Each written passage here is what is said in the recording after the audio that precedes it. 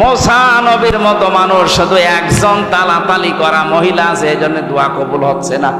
আর আমাদের এখানে কত মানুষ এই পাপে পাপি বসে আছি আমরা, আমাদের দোয়া মাঠে মারা যাবে।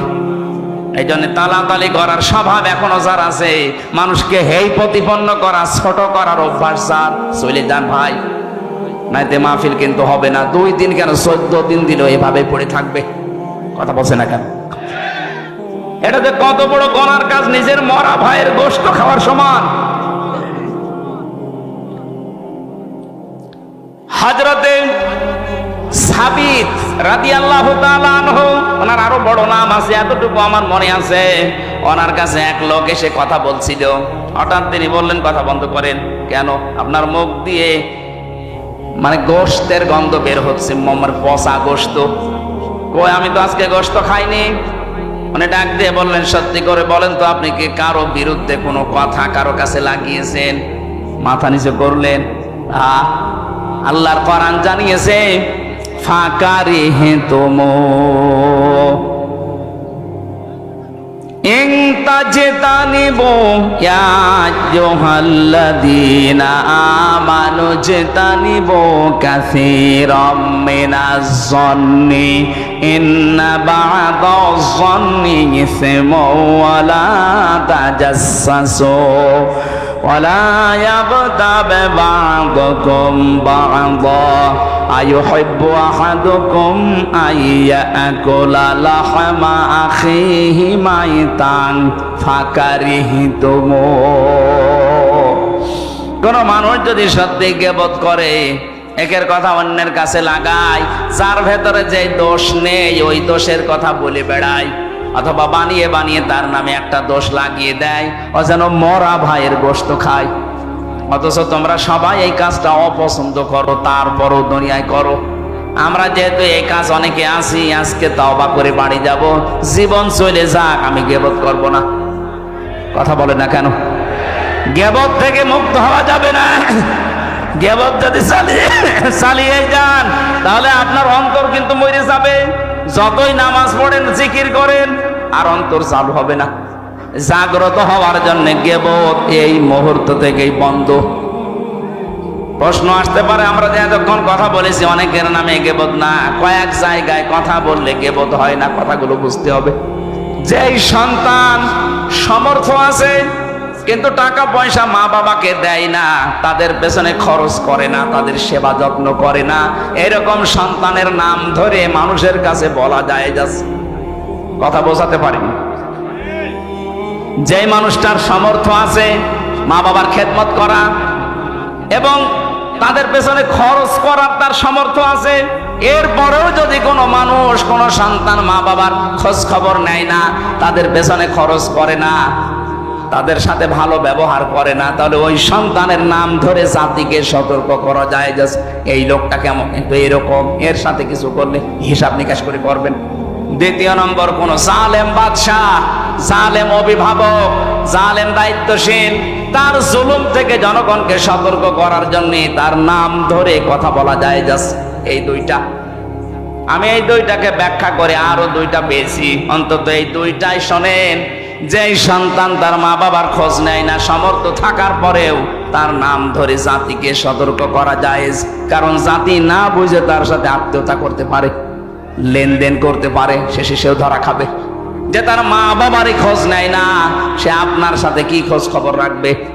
2 নম্বরে, এই পৃথিবীর ময়দানে যেই মানুষগুলো জালেম অভিভাবক হতে পারে, প্রশাসনে, বিচার ব্যবস্থায়, ক্ষমতায় যারাই আছে, এমনকি মা বাবাও হতে পারে, কোন জালেম সম্পর্কে জাতিকে সতর্ক করার জন্য তার নাম ধরে কথা বলা যায় যাচ্ছে।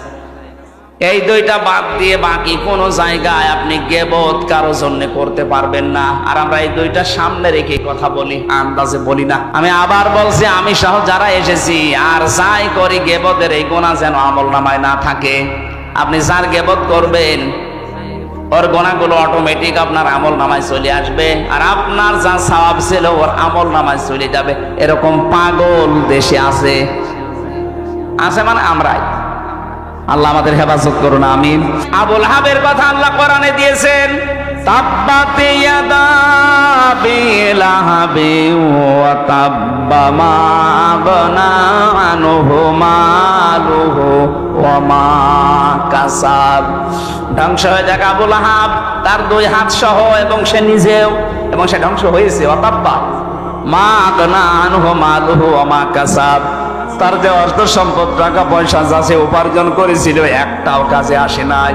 যারা মনে মনে করেন ক্ষমতা আমাকে চিরস্থায়ী করে রাখবে, চিরস্মরণীয় করে রাখবে, আমি মারা যাওয়ার 500 বছর পরও আমার আলোচনা হবে না, আল্লাহ বলেন ওই সম্পদ তোকে চিরস্থায়ী করবে, এটা ভুল ধারণা। কাল্লা, কি বলছেন? কাল্লা, কাল্লা মানে কল্লা, কাল্লা কখনোই না। লায়ম বাদান্না ফিল হুতামা, তোকে আমি হুতামায় দেব। কোন জায়গায়? হুতামাকে নারুল্লাহিল মুকাদা, এটা আল্লাহর জ্বালানো আগুন। প্রশ্ন আসতে পারে জাহান্নামের অন্যান্য আগুনগুলো আল্লাহ জ্বালায়নি, জ্বালিয়েছে, কিন্তু এটা বেশি জাল দেওয়া। নারুল্লাহিল মুকাদা আল্লাতী তাত্তালিউ আলাল আফইদা। অন্য জাহান্নামে গেলে আগে কলিজা পড়বে, কথা আমি পাইনি, কিন্তু হুতামায় গাওয়ার সঙ্গে সঙ্গে আগে মানুষের কলিজা পুড়ে শেষ হয়ে যাবে। আল্লাহ যেন প্রশ্নবোধক চিহ্ন দিয়েছেন, আমা আদরাকা মাল হুতামা। নবী আপনি জানেন এই হুতামা কি? এ হুতামার পরিচয় এটা আল্লাহ নিজে যেহেতু চালিয়েছে, এখানে কেউ পড়লে আগে কলিজা পড়বে। পৃথিবীর আগুনের সিস্টেম হচ্ছে যেখানে লাগে ওই জায়গা পুড়ে যায়। আপনি হাত দেবেন, এভাবে হাত পুড়ে যাবে, কলিজা পুড়বে না? পুড়বে। কিন্তু জাহান্নামে হুতামা যেটা, আল্লাহ যে আগুন জ্বালিয়েছে, এই আগুনে যেখানেই লাগবে আগে কলিজা পুড়বে। ইন্নাহা আলাইহিম মুসাদা ফি আমাদিম মুমাদ্দাদা, এটা একেবারে বেষ্টন করে রাখবে আপনাকে লম্বা লম্বা আগুনের খুঁটির সাথে। আল্লাহ পাকে জাহান্নামে হুতামার আসামিদেরকে বেঁধে রাখবে। বলেন নাউজুবিল্লাহ। এই যে ভয়ঙ্কর কথাগুলো আল্লাহ আমাদের শোনালেন, এই জাহান্নাম থেকে বাঁচার জন্য যে কাজগুলো দুনিয়াতে এখন আঞ্জাম দেওয়া লাগবে, প্রথম নাম্বারে কারো পেছনে লাগা যাবে না, যেটা আমরা সবচাইতে বেশি করছি। ছোট্ট একটা হায়াত 50, 60, 70 বছরের, এরপরে তো আপনি এই হায়াত আর পাবেন না। নিজেকে নিয়েই তো ব্যস্ত থেকে শেষ হয়ে যায়। মানুষের পেছনে লাগেন কি করে? কথা বলে না কেন? আজ ফেসবুকটাই দেখেন, এ ওর পেছনে, ও ওর পেছনে সময় দিচ্ছে, অথচ নিজের কোনো চিন্তা নেই। নিজের চরিত্র যে কত খারাপ, শয়তান পর্যন্ত চরিত্র দেখলে হাসে, আরো অন্যের পেছনে লেগে সময় নষ্ট করছে। হাম্মাজিম মাশাইম বিনামিম। আল্লাহ পাক বলেন যে মানুষটা নিজের দোষ নিজে দেখে না, অন্যের দোষগুলো অনুসন্ধান করে, আর মানুষকে এই প্রতিপন্ন করার জন্য শুধু দোষ খুঁজে বেড়ায়, এই মানুষটা হচ্ছে জাহান্নামে হুতামার আসামি। বাংলাদেশে যত মানুষ জাহান্নামে আমরা যাব, সবচেয়ে বেশি আমার মনে হয় যাওয়া লাগবে হুতামায়। কথা বলে না কেন? আজকে থেকে সিদ্ধান্ত নিয়ে যাবেন, দুনিয়া একদিকে চলে যাক, কারো পেছনে না। আমার নিজেরটা আমি নিজে দেখি একটু। আমি যা তৈরি করেছি এই 50 বছরে, আমার তো 33 বছর, এই 33 বছরে আমি যা করলাম, এখনই যদি মারা যায়, আল্লাহ যদি আমার হাত ধরে সামনে দাঁড় করিয়ে বলে, হামজা বল, 33 বছরের একটা জীবন দিয়েছিলাম, পাই টু পাই হিসাব দিয়ে যা। 33 বছর না, 33 ঘন্টার হিসাব দেওয়া তো সম্ভব না।